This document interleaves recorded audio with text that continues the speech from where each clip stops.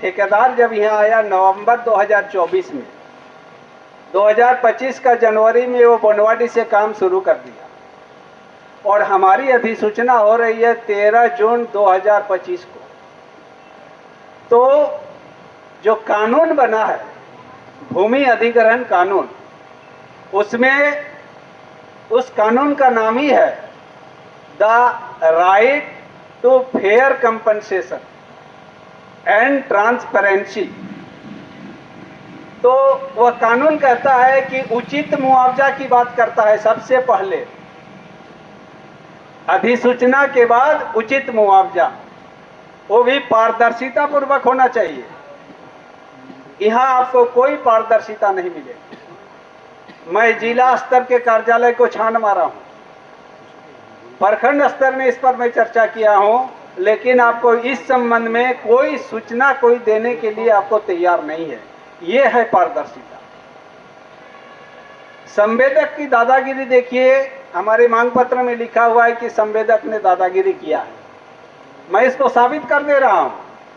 आप जनवरी में काम शुरू कर रहे हैं, मेरा जमीन में 130 फीट उन्होंने जमीन को कब्जा किया। आपका अधिसूचना जब अप्रैल में जब हम लोग का जन सुनवाई प्रखंड में होने लगा, पंचायतों में जब जन सुनवाई शुरू हो गई, तब जनता जागरूक हुई, जगह जगह बैठक होना शुरू हो गया। अप्रैल में 15 मई तक लोग निर्णय ले लिए कि हम लोग को कुछ करना चाहिए और जून में अंतिम निर्णय हुआ है। तो जब अधिसूचना आपको 13 जून को हो रही है, तो उसके पहले मेरी जमीन पर उज कैसे गए, मेरा जमीन उसने कैसे कब्जा किया? ये तो दादागिरी के अलावा और कुछ है नहीं। वो लोग मांग किए थे कि सिल्ली में महात्मा गांधी का कोई स्टैच्यू नहीं लगा है, हमको थोड़ा सा जमीन दीजिए, 2 डिसमिल 5 डिसमिल, और यहाँ पर एक सिल्ली या मोरी में एक उसका स्टैच्यू लगा है।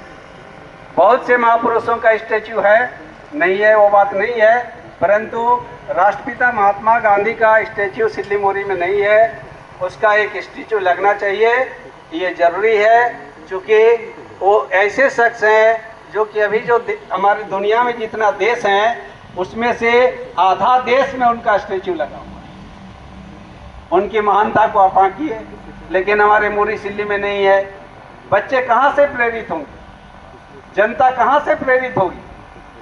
अगर वो यहाँ लगेगा, लोग उनके समक्ष जाएंगे, उनके बारे जानेंगे, चर्चाएं होंगी, परिचर्चाएं होंगी, संवाद होगा, तो लोग जागरूक होंगे और प्रेरणा लेंगे कि हमारे देश में कैसे कैसे लोग गुजर गए हैं, कैसे महापुरुष लोग गुजरे हैं, कितने त्यागी लोग गुजरे हैं, कितने बलिदानी लोग गुजरे हैं। बस, लेकिन अभी तक कुछ पहल हुआ नहीं है। एक गोरांग मातो करके वीडियो साहब थे, उस समय वो काम शुरू हुआ था, उन्होंने अच्छा पहल किया था, वो बात तो बात की है, लेकिन हम लोग का एक मांग यह भी है।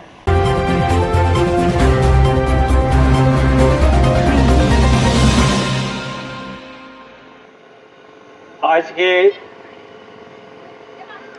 इस धरना कार्यक्रम में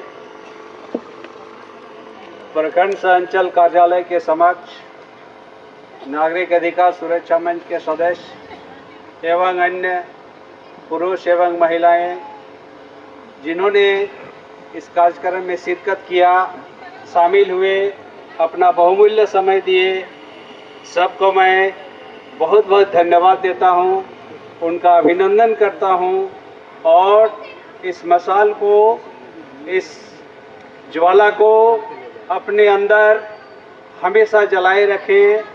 लड़ना पड़ेगा, बिना लड़े कोई रास्ता नहीं है अगर आपको अधिकार प्राप्त करना है।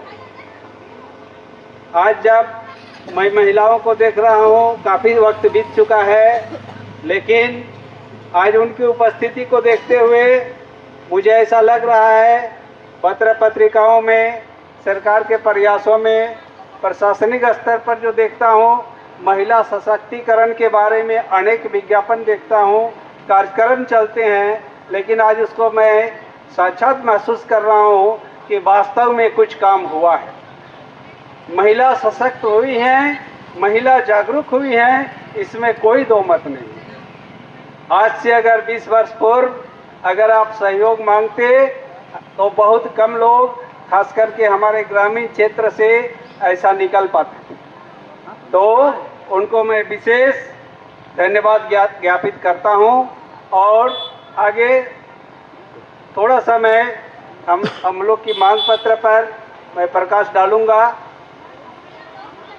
सज्जनों, 1947 में देश आज़ाद हुआ। देश आज़ाद होने के बाद संविधान बना। हमारे अध्यक्ष महोदय ने जैसे कहा, संविधान में स्पष्ट रूप से अनेकों बार इसको दर्शाया गया है, लिखा गया है कि हमारा देश भारत जो होगा यह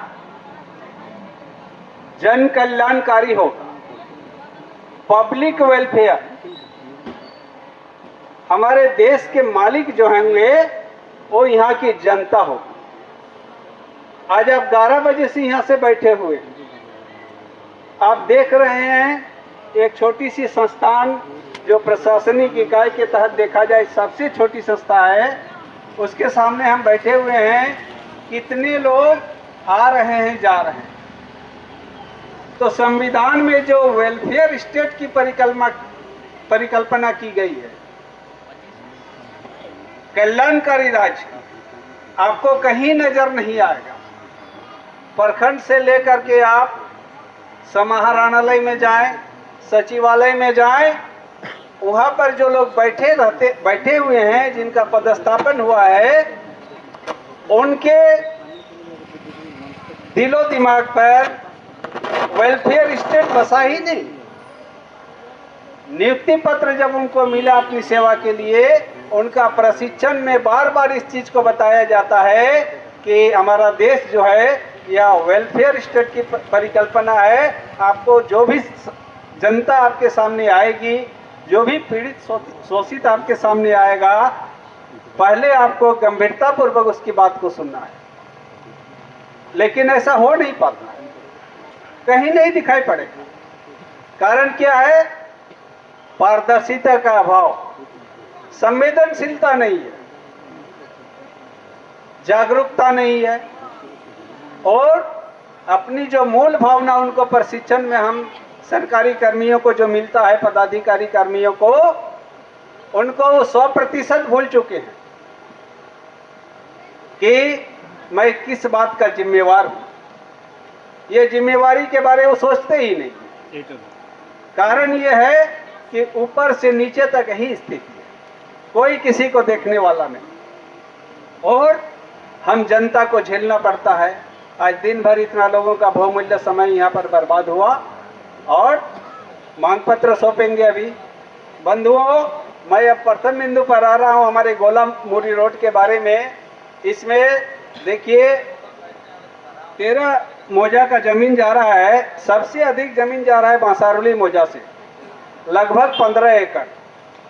अधिसूचना के मुताबिक मैं बता रहा हूँ, 1 नंबर में है बांसारुली, 2 नंबर में है मुरी 11.5 एकड़, 3 नंबर में है कुतरू 11 एकड़, 4 नंबर में है बनवाड़ी 10 एकड़, 5 नंबर में है कुसुम टिकरा 9.5 एकड़, 6 नंबर में है टेटेबांधा 9 एकड़, गड़ेवीर में लगभग 9 एकड़, थोड़ा कम है, रामपुर में 8.5 एकड़ लगभग, लोधमो में 7 एकड़ लगभग, हरेडी में भी कम बेसी यही है, तिरला में भी यही है, काशीडी में 4 एकड़ और सिंहपुर में 3 एकड़ लगभग। ये अधिसूचना में जो दिया है, अखबार में जो छपा है जून महीना में, उसके आधार पर मैं बनाया हूँ। डेटा मेरे पास दूसरा डेटा जो है विश्वस्त वो कुछ नहीं है।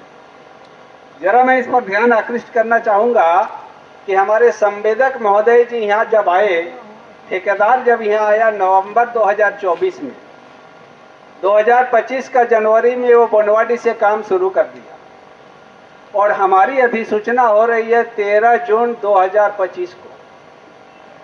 तो जो कानून बना है, भूमि अधिग्रहण कानून, उसमें उस कानून का नाम ही है the right to fair compensation and transparency. तो वह कानून कहता है कि उचित मुआवजा की बात करता है सबसे पहले, अधिसूचना के बाद उचित मुआवजा, वो भी पारदर्शिता पूर्वक होना चाहिए। यहाँ आपको कोई पारदर्शिता नहीं मिलेगी। मैं जिला स्तर के कार्यालय को छान मारा हूँ, प्रखंड स्तर में इस पर मैं चर्चा किया हूँ, लेकिन आपको इस संबंध में कोई सूचना कोई देने के लिए आपको तैयार नहीं है। ये है पारदर्शिता। संवेदक की दादागिरी देखिए, हमारे मांग पत्र में लिखा हुआ है कि संवेदक ने दादागिरी किया है। मैं इसको साबित कर दे रहा हूं। आप जनवरी में काम शुरू कर रहे हैं, मेरा जमीन में 130 फीट उन्होंने जमीन को कब्जा किया। आपका अधिसूचना जब अप्रैल में जब हम लोग का जन सुनवाई प्रखंड में होने लगा, पंचायतों में जब जन सुनवाई शुरू हो गई, तब जनता जागरूक हुई, जगह जगह बैठक होना शुरू हो गया। अप्रैल में 15 मई तक लोग निर्णय ले लिए कि हम लोग को कुछ करना चाहिए, और जून में अंतिम निर्णय हुआ है। तो जब अधिसूचना आपको 13 जून को हो रही है, तो उसके पहले मेरी जमीन पर कैसे गए, मेरा जमीन उसने कैसे कब्जा किया? ये तो दादागिरी के अलावा और कुछ है नहीं। इसको हम क्या कहेंगे? सरकार कहती है कि मैं आपका जमीन 13 जून 2025 से ले रहा हूं, और संवेदक मेरा जमीन जनवरी 2025 से ही ले लिया। तो यही तो दादागिरी है। अगर जनता उसके सामने आती जाती है, अगर सहयोग मांगती है कि कुछ कागज दिखाइए, इससे संबंधित नक्शा दिखाइए, वो साफ हाथ खड़ा करता है। कार्यालय में जाइए, वहाँ भी वही बात है। तो आखिर जनता जाए तो जाएगा, रोए तो कहाँ रोए? व्यवस्था सबकी है, लेकिन सब क्या है? असंवेदनशील, कुंभकर्णी नींद में सोए हुए हैं, ऊपर से नीचे तक कहीं कोई सुनने वाला नहीं। एकमात्र आस आपको बचता है न्यायालय से, और हम लोग न्यायालय में दस्तक दिए हैं। परिणाम आने में थोड़ा विलंब लगेगा, क्योंकि वहाँ पर मुकदमों का अंबार है, और आना जाना प्रयास हम लोग का लगातार जारी है। मैं कहना चाहूँगा, थोड़ा अशोक चौधरी जी बोले कि 23 नवंबर हम लोग का डेट है। 23 नवंबर हम डेट नहीं है। 23 नवंबर में जिनको नोटिस किया गया है, उन लोग का जवाब देने का अंतिम तिथि 23 नवंबर है, और उसके बाद हमारे वकील मेंशन करेंगे कि हम जल्दी डेट दीजिए, हम इस पर अपनी बात को रखेंगे। धन्यवाद। और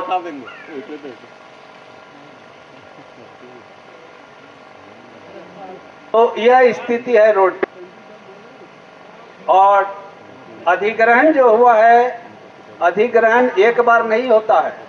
कोई भी सड़क निर्माण में अधिग्रहण चौथी बार अंतिम अधिग्रहण होता है, जब रोड अधिसूचना जारी होती है, जब वो पूरा कंप्लीट हो जाता है। अभी जो अधिग्रहण की अधिसूचना जारी हुई है, वो प्रारंभिक अधिसूचना है, इनिशियल नोटिफिकेशन है। उसके आधार पर अभी बहुत कुछ बढ़ा जा सकता है, कानून ऐसा कहता है। लेकिन अगर अभी आप देखें, जहाँ भी जितने भी गांव का रास्ता कुली जो गोला रोड में मिल रहा है, आबादी क्षेत्र को तो ये छोड़ दिया है, जहाँ पर गैर आबादी क्षेत्र है वहाँ पर ये काम किया है। देखने से 2-4 जगह ऐसा लगता है कि पता नहीं यह किस तरह का निर्माण कार्य करेगा।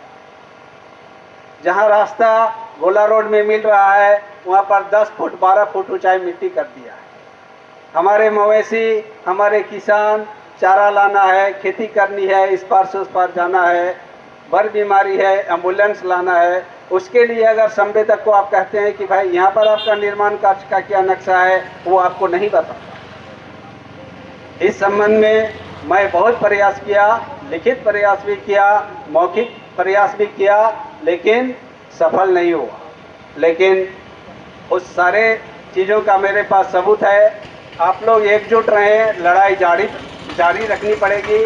और मैं शुरू से कह रहा हूँ कि जब तक फिर उचित मुआवजा नहीं मिले, तब तक हमको काम करने नहीं देना है, उसको रोकना है। जिस रैयत के ज़मीन में काम होगा उस रैयत को जा करके विरोध दर्ज करना पड़ेगा कि ये ज़मीन मेरी है।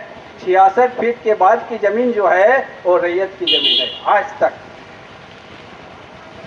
तो ये पहल हमको करनी होगी।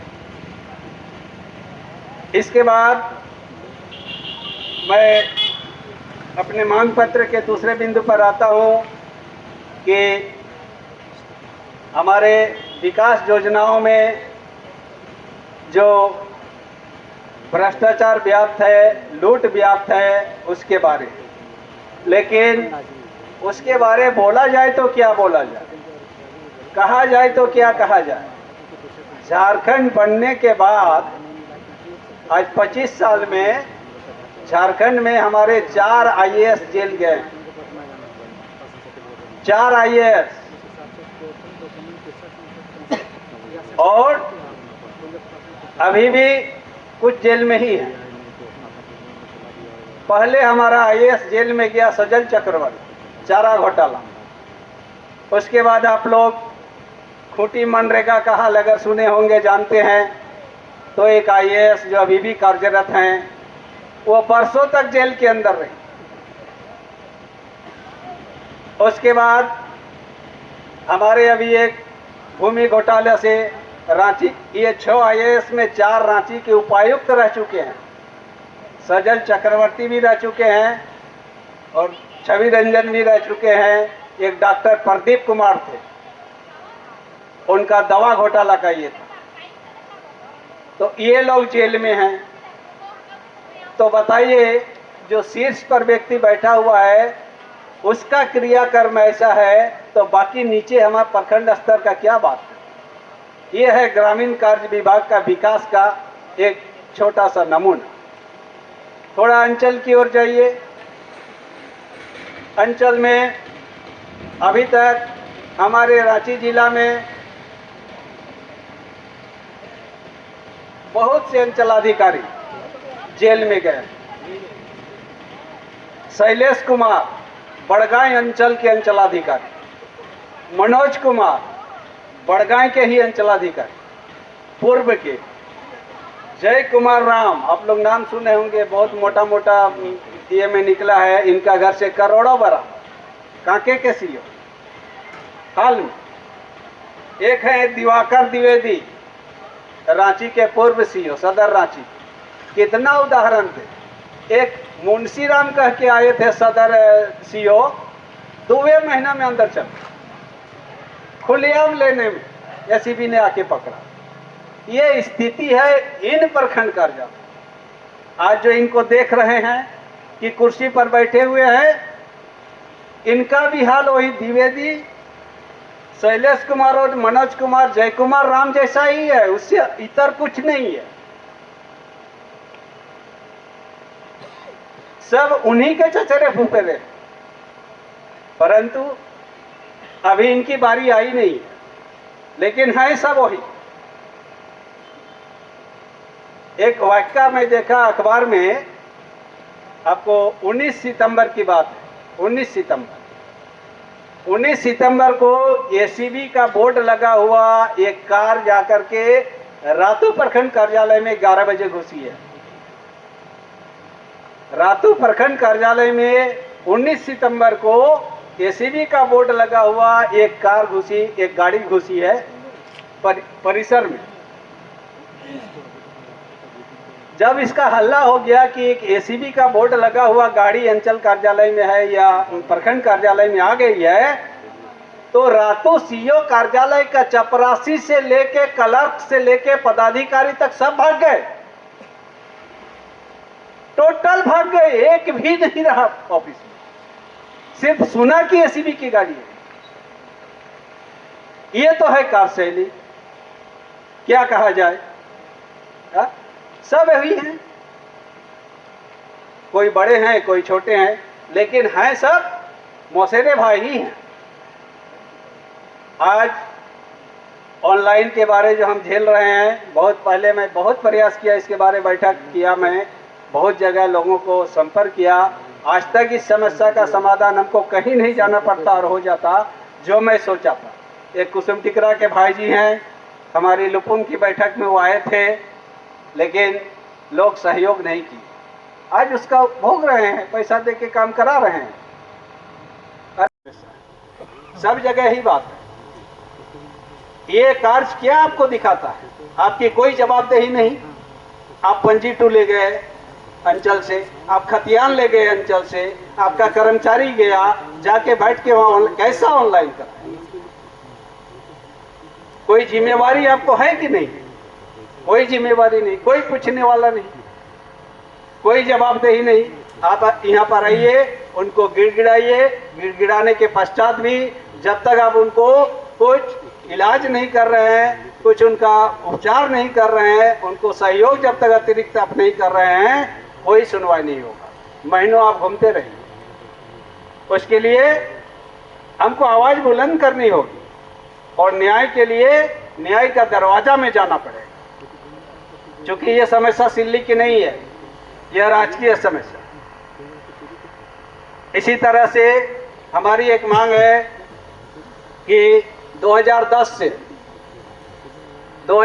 से हमारी यह मांग है, वो लोग मांग किए थे कि सिल्ली में महात्मा गांधी का कोई स्टेच्यू नहीं लगा है, हमको थोड़ा सा ज़मीन दीजिए, 2 डिसमिल 5 डिसमिल, और यहाँ पर एक सिल्ली या मोरी में एक उसका स्टेच्यू लगा है। बहुत से महापुरुषों का स्टेच्यू है, नहीं है वो बात नहीं है, परंतु राष्ट्रपिता महात्मा गांधी का स्टेच्यू सिल्ली मोरी में नहीं है। उसका एक स्टेच्यू लगना चाहिए, ये ज़रूरी है। क्योंकि वो ऐसे शख्स हैं जो कि अभी जो हमारी दुनिया में जितना देश हैं उसमें से आधा देश में उनका स्टेच्यू लगा हुआ है। उनकी महानता को आप आंकिए, लेकिन हमारे मोरी सिल्ली में नहीं है। बच्चे कहाँ से प्रेरित होंगे? जनता कहाँ से प्रेरित होगी? अगर वो यहाँ लगेगा, लोग उनके समक्ष जाएंगे, उनके बारे जानेंगे, चर्चाएं होंगी, परिचर्चाएं होंगी, संवाद होगा, तो लोग जागरूक होंगे और प्रेरणा लेंगे कि हमारे देश में कैसे कैसे लोग गुजर गए हैं, कैसे महापुरुष लोग गुजरे हैं, कितने त्यागी लोग गुजरे हैं, कितने बलिदानी लोग गुजरे हैं।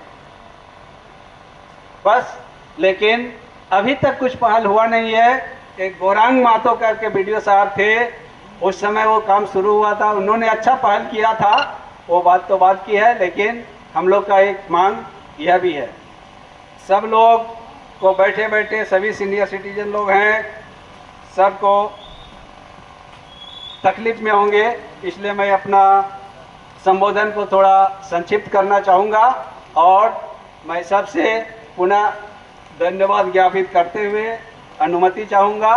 और अभी आप सब रहेंगे, हम लोग इस ज्ञापन के बारे जाकर के कार्यालय में समर्पित करते हैं। सबको सामूहिक रूप से चलना है। आलोक जी धन्यवाद ज्ञापित करेंगे।